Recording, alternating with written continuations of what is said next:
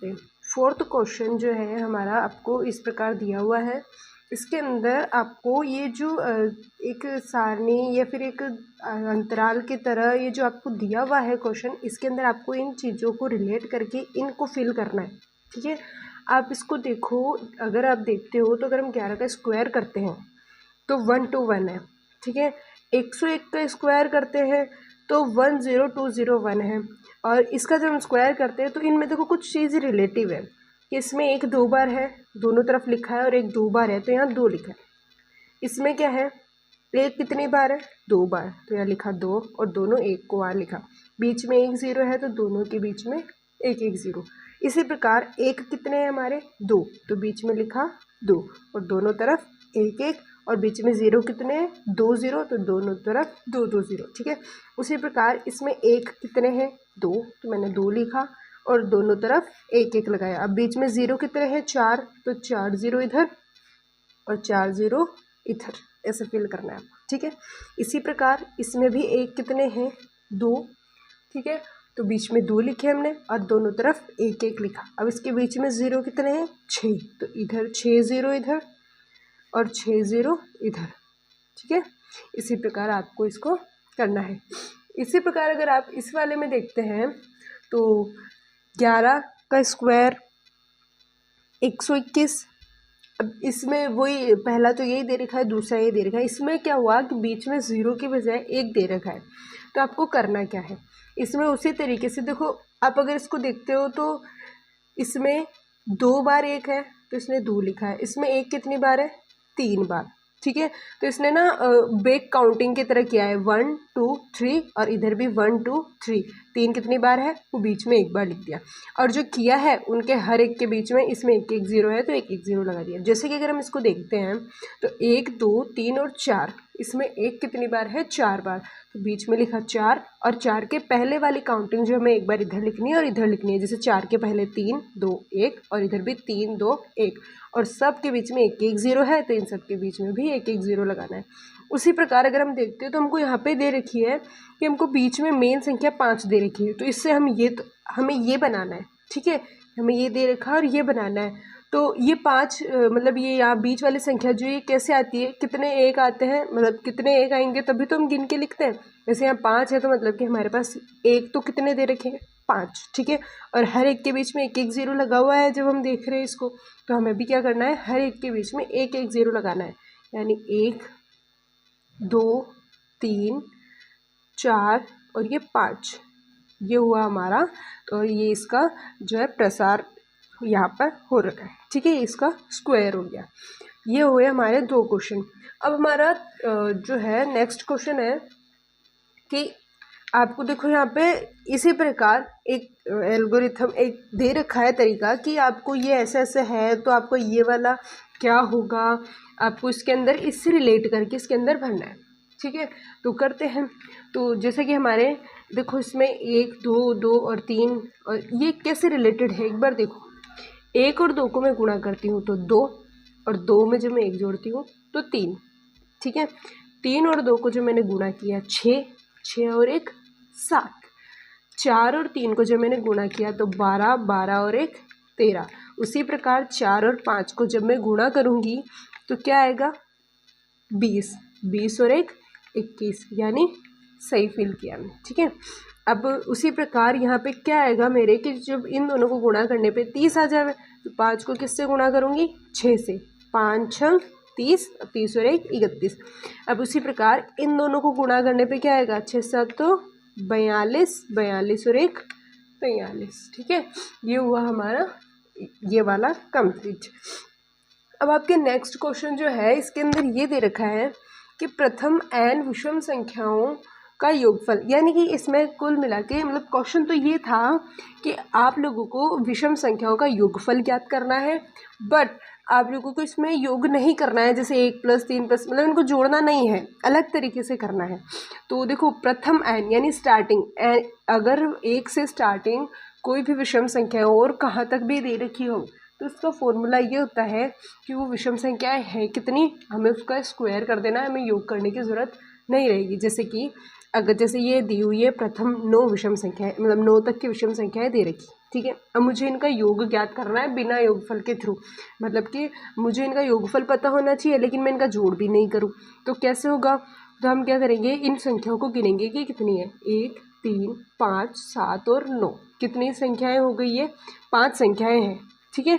तो 5 का मैं क्या करूँगी, स्क्वायर कर दूँगी, 25 मेरा आंसर। इन सब का योगफल क्या हो जाएगा? 25, ठीक है। उसी प्रकार ये वही प्रथम एन विषम संख्या, और ये जो फॉर्मूला है, ये जो ट्रिक है, ये स्टार्टिंग से लगेगी। प्रथम यानी 1 से अगर कोई विषम संख्या स्टार्ट हो रही है तभी लगेगी, ऐसा नहीं अगर कोई पूछ रहा है कि 10 से लेकर 20 के बीच की विषम संख्या पर तब ये नहीं लगेगी, ठीक है। तो अब जैसे कि इसमें प्रथम एन संख्याएं कितनी हैं? 19 तक हैं। अब इनका योगफल हमें ज्ञात करना है, तो योगफल हमें बिना जोड़े ज्ञात करना है। तो उसी प्रकार हम गिनते हैं कितनी है, 1, 2, 3, 4, 5, 6, 7, 8, 9 और 10। तो यानी 10 का मैं क्या करूँगी, स्क्वायर। तो मेरे इन सब जो 19 तक की विषम संख्याएं हैं इनका योगफल क्या हो जाएगा, 100, ठीक है। उसी प्रकार इसमें भी हमें यही करना है, सबको गिनते हैं, 1, 2, 3, 4, 5, 6, 7, 8, 9, 10, 11 और 12, ठीक है।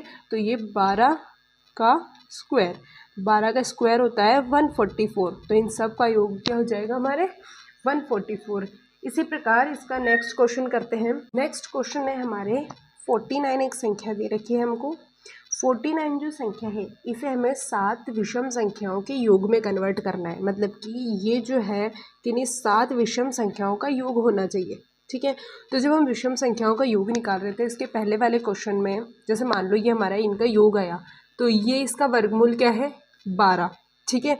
तो 12 जो है, मतलब 12 था क्या इसके अंदर, 12 ये टोटल संख्याएं थी। उसी प्रकार हम इसको अगर रिलेट करके निकालें तो 49 का वर्गमूल क्या होएगा, 7।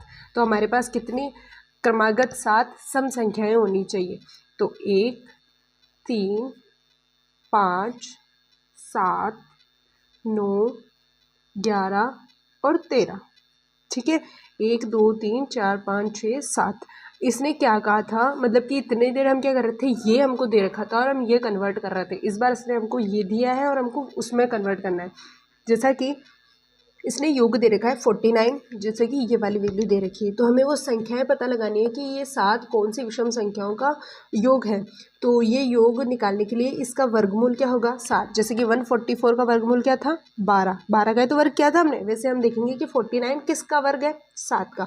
मतलब कि हमारे टोटल संख्याएं कितनी है, 7। और हमें पता है कि संख्या स्टार्ट कहाँ से करनी है, हमें 1 से स्टार्ट करनी है। तो 1 से 13 ये जो संख्या है इनका योगफल क्या हो जाएगा, 49। इसी प्रकार हमको क्या करना है, 121 को 11 विषम संख्याओं के योग के रूप में करना है। तो चलो करते हैं।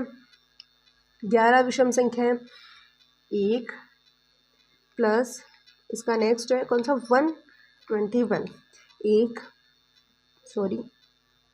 3, 5, 7, 9, 11, 13, 15, 17, कितने में करना है अपने को, उसको 11 में कन्वर्ट करना है ना, 19, 21, कितनी हो गई, 1, 2, 3, 4, 5, 6, 7, 8, 9, 10 और 11, ठीक है। ये हो गए हमारे कंप्लीट। तो हमें क्या करना है, इसको 11 में कन्वर्ट करना था, तो यही होगा इसका, क्योंकि जब ये हमें अगर विषम संख्याओं का अगर हम योग निकालते हैं तो टोटल संख्याएं गिनते हैं, कितनी हो गई है, 11। अब इनका योगफल क्या होगा, 11 का स्क्वायर यानी 121 आ गया इनका योगफल। तो ये योगफल जो है किन 11 संख्याओं का होगा, इन 11 विषम संख्याओं का होगा। मतलब कि ये जो है इसी का उल्टा आपको इसमें कन्वर्ट करना है, ठीक है। इसी के अलावा हमारे नेक्स्ट क्वेश्चन, इसी प्रश्नावली का नेक्स्ट और लास्ट क्वेश्चन है। हमको ना 2 संख्याएं दे रखी है, ठीक है। उन 2 संख्याओं के वर्ग के बीच में कितनी संख्या है वो हमें निकालना है। जैसे कि पहला है हमारे 12 और 13। हमें ये निकालना है कि 12 का वर्ग और 13 का वर्ग, इन दोनों के बीच कितनी संख्याएं हैं वो हमें ज्ञात करना है, ठीक है। तो करते हैं। अब इसके लिए आप वर्ग निकालोगे और फिर इसमें बीच में गिनोगे, ये ज़रूरत नहीं है। हमें क्या करना है, जब अगर किसी क्रमागत, ये देखो ट्रिक है ना, जो मैं बोलूँ ना वो ढंग से सुनना आप, क्रमागत ओनली क्रमागत बोल रही हूँ। जब कोई दो क्रमागत संख्याएं आ जाए और उनके वर्ग के बीच की संख्याएं पूछ लेना, तो हमें क्या करना है, हमेशा छोटी संख्या को 2 से गुणा कर देना है, यानी 12 को 2 से गुणा कर देना है। 12 दूना 24, यानी इसके बीच में कितनी संख्याएं हैं, 24 संख्याएं। ठीक है, और ये क्रमागत ही होनी चाहिए। ठीक है, अब इसके अलावा इसका नेक्स्ट ये पूछ रहा है कि 25 और 26, तो 25 और 26 में वही करना है हमें, छोटी वाली संख्या को जो है इसका वर्ग, छोटी वाली संख्या को 2 से गुणा कर देना। इनका वर्ग क्या हो जाएगा, 25, 26, इन दोनों के वर्गों के बीच में हमें निकालना है। तो छोटी वाली संख्या 25, इसको 2 से गुणा कर देना है। 25 को अगर मैं 2 से गुणा करूँगी तो 50, यानी इन दोनों वर्गों के बीच में कितनी संख्याएँ हैं, 50 संख्याएँ हैं। ठीक है, अगर आप इनका वर्ग करके निकालते हो ना, 25 का और 26 का वर्ग करके निकालते हो, जैसे कि 25 का ये वर्ग होता है 625 और 26 का होता है 676। तो अगर आप 676 में से 625 माइनस करते हो ना, तो आता है 51। अगर इसमें से इसे माइनस करते हो तो 51 से 1 कम आएगा इसका आंसर। इसमें भी ऐसा ही होगा, 12 का वर्ग होता है 144 और 13 का होता है 169। अगर हम 169 में से 144 माइनस करते हैं ना, तो आंसर आता है 25। 25 से 1 कम होगा। ठीक है, इसी प्रकार हमारे नेक्स्ट है, एक इसमें थर्ड वाला भी दे रखा है, 99 और 100 के बीच में हमें निकालना है। तो 99 को 2 से इंटू कर देते हैं, यही ट्रिक है इसमें। 99 इंटू 2, 99 को मैंने 2 से इंटू किया तो 198 संख्याएँ इनके बीच है। ठीक है, 198 संख्या इनके बीच है, 198 संख्याएँ इनके बीच है। और अगर मैं इसका जैसे 100 का वर्ग निकालती हूँ तो 10,000, और माइनस अगर मैं 99 का वर्ग करती हूँ तो 9801। इसमें से अगर इसको घटाया जाता है तो 199 आते हैं। तो जो भी इनके वर्ग में से माइनस करने के बाद में 1 कम आएगा, ये उनके बीच की संख्या है। ऐसा ही इसमें आ रहा था। ठीक है, आपको तो अगर इनके बीच की संख्या पूछे तो छोटी वाली संख्या को 2 से गुणा कर देना है, बस आपका आंसर आ जाएगा। ठीक है, अब इसके बाद में प्रश्नावली 5.1 जो तो है वो यहीं पे ख़त्म हो गई है। प्रश्नावली 5.2 जो है हम नेक्स्ट वीडियो में करेंगे। जब तक के लिए आप इन्हें वापस रिवीजन करिए, और अगर कोई क्वेश्चन ऐसा हो जो आपको समझ में नहीं आया हो या फिर कम समझ में आया हो, तो आप मुझे कमेंट करके बता देना, मैं इसको वापस कर दूँगी।